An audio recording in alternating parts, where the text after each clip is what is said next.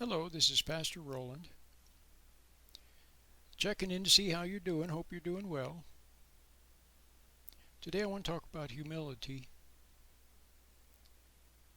You don't hear a lot about humility nowadays. You hear about the opposite, about pride. And yet, when you look in the Bible to find out what Christ had to say about pride, what the prophets had to say about pride, and what the apostles, the writers of the epistles had to say about pride, it was always seen as a pejorative thing. Pride hardens the heart.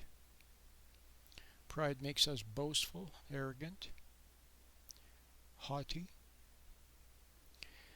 But we think about pride a lot of times in terms of other people. You know, when you encounter someone who's prideful in a certain way, then you think, well, who does he think he is? See? But then when we encounter people who are prideful, um, who are strutting around on a stage or, putting on an act, well, then we tend not to see the pride behind it. Let's talk about pride from a different angle. For example, in the Garden of Eden, see, who would want to give you pride? See, doesn't it say, haven't you heard the expression, pride goeth before the fall? We all know that when people become overly prideful, then they make mistakes. They take chances. They think they're invulnerable, and then disaster occurs. We know that. Of course, the opposite extreme is lack of confidence, what they call low self-esteem, where people feel like, well, I can't do anything, and I can't do this, and I can't do that, and then that's dysfunctional. Okay? But there has to be a way of not having low self-esteem and not having a lack of confidence, and yet not being prideful. I'll give you an example. Someone like, for example, George Washington. He was very humble. He saw himself as a servant. He saw himself as a servant of the people. And he didn't become president to build himself, to self-aggrandize himself, to become rich, or to become famous, or to become, held in high esteem. He became president to serve the people. So he was humble. But did he have low self-esteem? No. Did he have a lack of confidence? No. So the man of God, the man of God, the man who loves God and wants to do the right thing by other people. See, if you love God, then you will see what God stands for, which is what?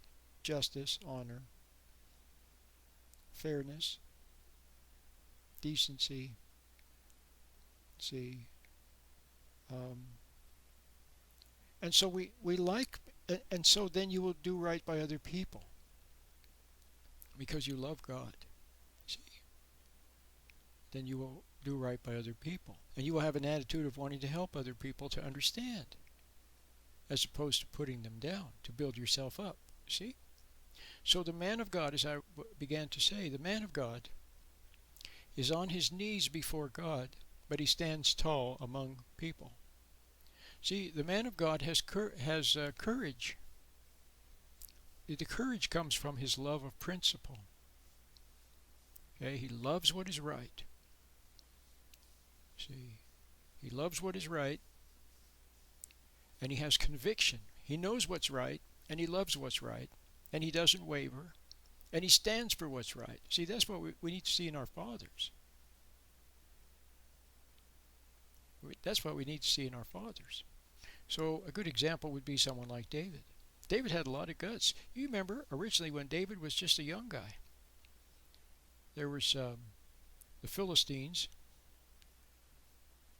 rotten bunch, and they had Goliath, their big super fighter, their extreme fighter. Nobody wanted to face Goliath, but David said, hey, I'll face him, and David slew Goliath. He had guts. See? He had guts.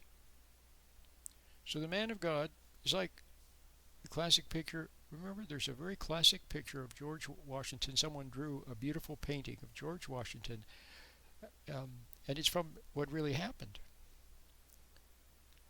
George Washington on his knees out in the forest during some of the darkest days of the war. He was on his knees, kneeling in the snow, in his full uniform, kneeling in the snow, praying to God.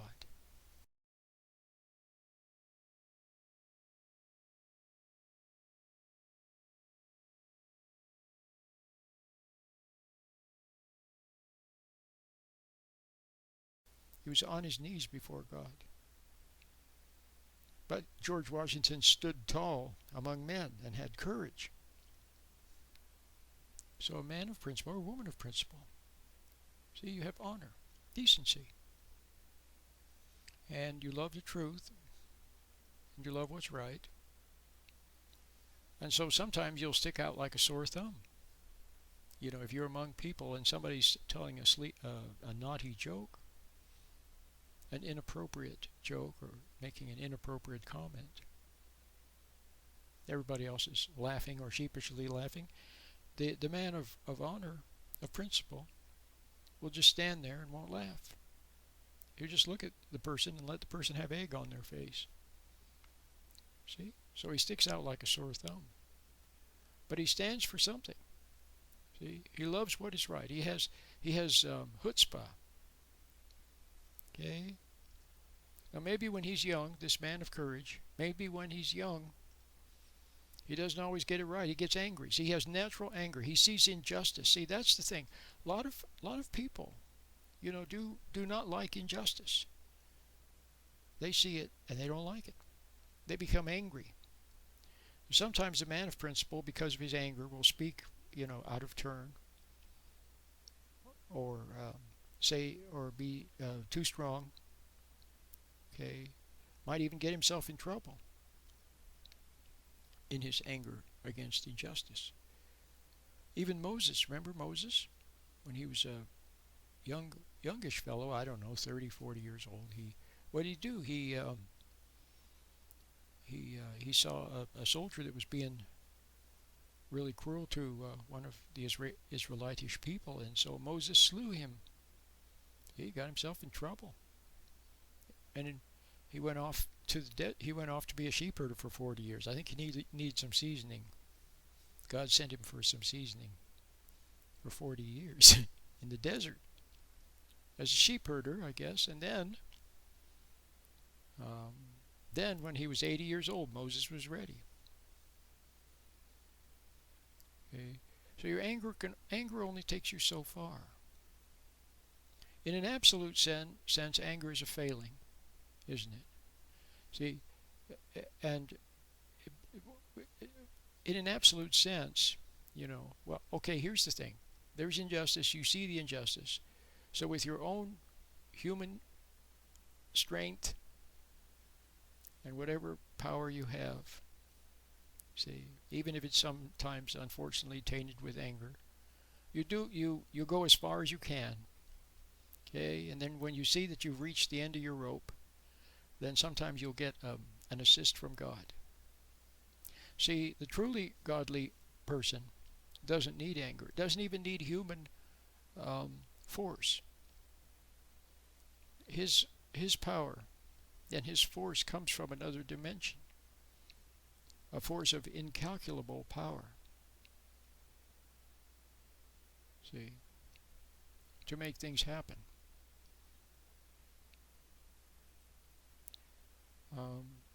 But most of you will never find that.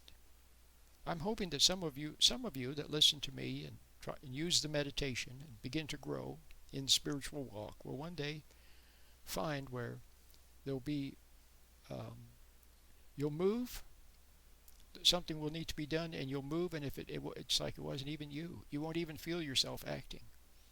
You won't need any energy, but you'll act. with precision, with power, decisively, see, and take care of the issue. So what you need is that. So you need to start um, you need to start finding. You need to be a friend of God. Then how are you going to do that? Well, see, it's paradox.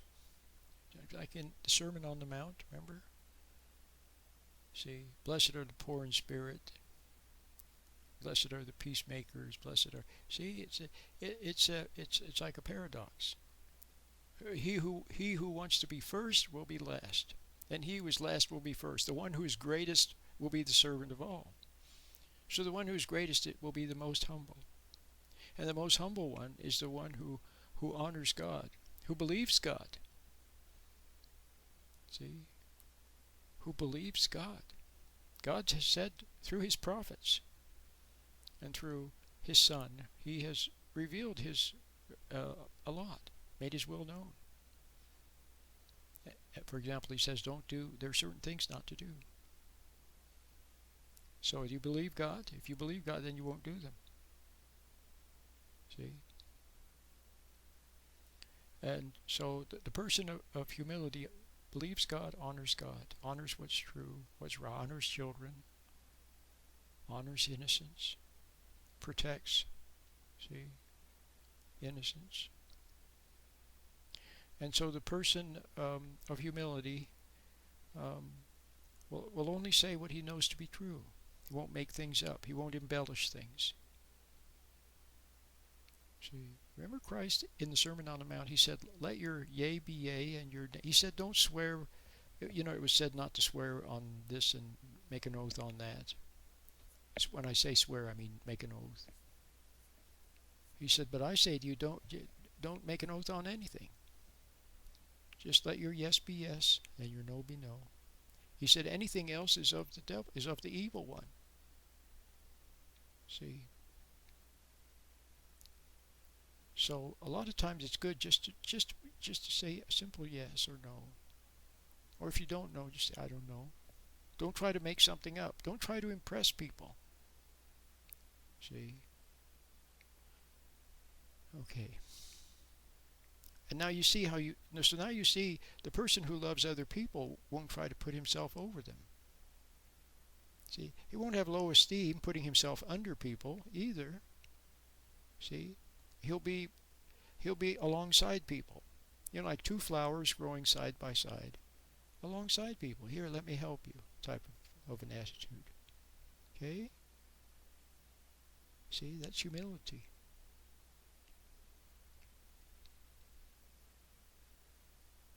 So you see, humility is a little something different. So when you think about these great people in the Bible, people like Abraham, Isaiah, Jeremiah, Habakkuk, Zechariah, these great men, and Ruth, just great people. They had humility. See? So Christ, he told people, he said, hey, if you're invited to a feast, see, it even applies in human relations. See, we all know that if somebody's an arrogant person who thinks he's better than everybody else, he turns people off. We know that. Although sometimes those people push their way. See, the decent people back off, and those types push their way into positions of power and so on, which is very unfortunate. But Christ said, if you're invited to a feast, then, don't go up and sit down at the head table, lest the person of honor comes and asks you to move away from there and go to the back of the room. He said, instead, sit at the farthest away, lowest table, and then perhaps the person being honored will see you and bring you up to the front table. See how that works? All right. So now you see that humility doesn't mean low self-esteem. See? Remember George Washington, a humble man. Isaiah, Humble. Jeremiah, humble. Moses was humble. Moses said, well, I can't speak very well, and he didn't want to do it. Same with Jeremiah and Isaiah, I think. I think they said, no, don't, not me. The Lord says, yep, I'm going to use you. Well, they had a marvelous humility, and they had a love of truth. They had a love of God and a love of truth, but they also had they were humble. See, you could almost say low self-esteem, but it wasn't low self-esteem as much as just a realization of their own limitations. Okay, but then God took them beyond limits. See, what was the name of that television program? Beyond Outer Limits, or Beyond the Known, or something. I don't know, something like that. But God will take you beyond. He'll take a humble, little. See, let's take another example. Albert Einstein, one of my favorite people. I love Albert Einstein. Was he a humble person? Okay, let's look. Yes, he was. When you see him, riding his bicycle, there he is with his white hairs in all directions, and tennis sneakers on without socks, riding a bicycle. It's hilarious. See, he was innocent. Okay, he spoke his mind, so he was a humble person, very humble. He always paid respect to other people. Isaac Newton. Oh, he honored Isaac Newton. Okay, but so he was humble. But did he stand for what he thought was true? He sure did. He was unbudgeable. They said he was unbudgeable. Okay, and was he forthright? Did he have the guts to go where no man had gone before? He went beyond where anyone had ever been before. Yet he was humble. See how that works? All right. So, humility is a very nice thing. God likes humility. No, he doesn't like people who are weak, lily-livered, two-faced, cowards. He doesn't like cowardice. Can you see how you can be humble and not a coward? Like George Washington. George Washington was not a coward, yet he was humble. See? So we're not talking about cowardice. We're not talking about people-pleasing. People-pleasers. See, a lot of dads are very weak people-pleasers. They make popularity more important than principle. And so they fail. They think by being Mr. Nice Guy. But that's not what that's not what his wife needs or the children need. They need him to be strong, not angry, but strong, principled, standing for what's right, standing for something. That's what they need to see, for him to be. Okay? But instead he becomes a weak people pleaser. See? But then he might be arrogant, he might be prideful. Arrogant in his foolishness. See? So you're going to have to think about this thing, this humility thing, and see what it means. Study the lives of great people who have accomplished things. And you will see that very often they were humble people. But they had courage. Humble with courage. Okay? Well, I made, I think, a long enough video here, so I'm going to stop at this point. And I encourage you to read the Sermon on the Mount and to think about, oh yes, I wanted to add one more touch. I want to tell you one more thing about pride. Because pride is extolled nowadays. Oh, everybody extols pride, and they try to build pride, and they talk about pride and being prideful. And one of the ways they talk about it nowadays is using the term respect. Oh, someone says, oh, he disrespected me. I was teaching the class the other day, and some guy came in, and he was going in and out of the closet.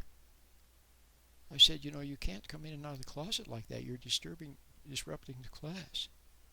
He says, well, I have to. I said, no, you don't. I said, we rented this room and I'm teaching a class, so I don't want you coming in and out of that closet anymore. He said, well, you don't have to disrespect me. Young guy, I don't know, maybe he was 18 years old, maybe, I don't know, 19 years old. He said, you don't have to disrespect me. See? So a lot of people today, they want respect. They're not respectable, but they want respect. If you're a father, don't demand respect. See? Respect is earned. Okay? If people respect you, it's because you're a man of honor, principle, virtue, okay, courage. You stand for something, okay, and they will respect you. They may even love you, but at least they'll respect your honor. See, honor. What does honor mean? Honor means protecting those who are weaker, protecting children. See, being honest. It doesn't mean, pumping iron and screaming at football games. Okay. So, so watch out for this thing called pride, and I want to. I never have got to it yet, but I want to remind you who the author of pride is. It's the devil. The devil is the one that encourages pride. See, and he talks to us in our mind. When we become resentful, when you become resentful towards someone, angry, hate, towards someone, terrible thoughts come about that other person. To see, from the dark side. The thoughts come from the dark. They're not even your thoughts, but they want to build your pride to make you feel like you are prideful and the other person has disrespected you. See? He's the one, he is the author of pride. Okay? So now you see it's not good. Okay? So I hope I've, brought some things out so you can see what, and the best example I was able to come up with today was someone like George Washington, who was a humble man, okay, and a simple man, but a man of honor, but a man of courage. Okay? My name is Roland.